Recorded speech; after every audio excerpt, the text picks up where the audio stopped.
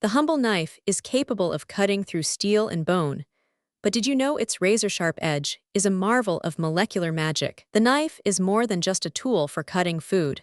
It's a showcase of human ingenuity and the power of chemistry. The blade's edge is made up of microscopic crystals of carbon, which are arranged in a specific pattern to create an incredibly sharp surface. Imagine a grain of sand containing an entire library of information.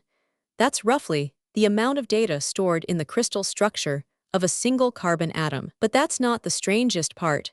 The real magic happens when you look at the edge of the knife under a microscope. The crystal structure is so precise that it can cut through even the toughest materials, like steel and bone, with ease. But wait until you hear what comes next.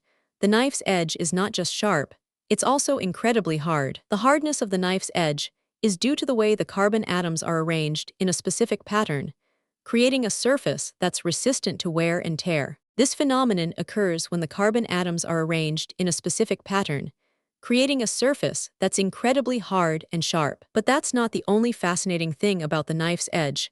It's also incredibly thin. The thickness of the knife's edge is measured in nanometers, which is roughly the size of a few atoms lined up end to end. The thinness of the knife's edge allows it to cut through materials with incredible precision, making it a vital tool for surgeons and chefs alike. It's like trying to cut a piece of paper with a pair of scissors, but instead of scissors, you're using a razor-sharp edge of carbon crystals. The knife's edge is so thin that it can cut through materials with a force that's equivalent to 1 billion nuclear bombs exploding at the same time. But don't worry, you don't have to worry about the knife's edge being too sharp. It's designed to be incredibly precise and safe to use. The knife's edge is a marvel of molecular magic, and it's a testament to the power of human ingenuity and chemistry. So next time you're cooking or slicing through a tough material, remember the incredible power of the knife's edge and the science behind it. The knife's edge is a showcase of human ingenuity and the power of chemistry, and it's a vital tool for a variety of industries and professions. But what happens when the knife's edge gets dull, and how do you restore its sharpness? The answer lies in the way the carbon atoms are arranged in the crystal structure of the blade, and how they can be manipulated to restore the edge's sharpness. It's like trying to solve a puzzle.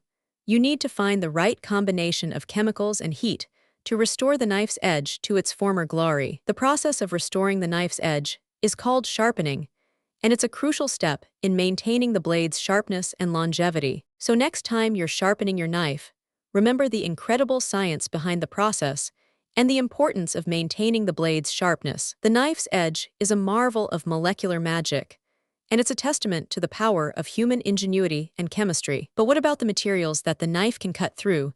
Are they all the same? The answer lies in the way the materials are structured at a molecular level and how they interact with the knife's edge. It's like trying to solve a puzzle.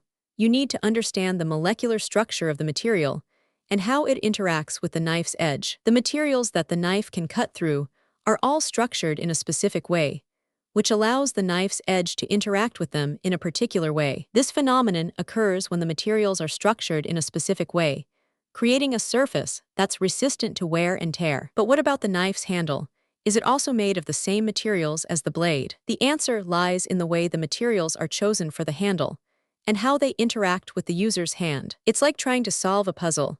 You need to find the right combination of materials and design to create a comfortable and functional handle. The handle of the knife is made of materials that are chosen for their durability and comfort, allowing the user to hold the knife with confidence. The materials that are used for the handle are often made of a combination of plastics and metals, which provide a comfortable grip and a durable surface. So next time you're holding a knife, remember the incredible science behind the materials and design that went into creating it. The knife is a marvel of human ingenuity and the power of chemistry, and it's a vital tool for a variety of industries and professions. But what about the future of knife technology?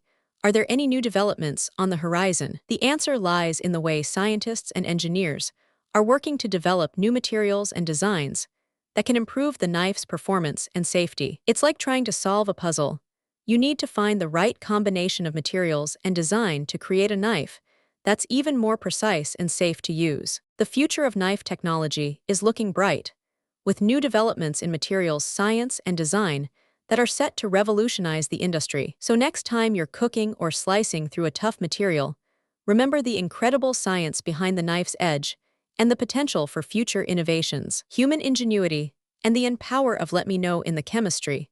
Most about the and science behind it's the a knife vital tool for a variety of industries and professions. If you found this fascinating, subscribe for more incredible stories like this, and let me know in the comments what fascinates you most about the science behind the knife. Thanks for watching, and don't forget to like and comment below with your thoughts on the science behind the knife.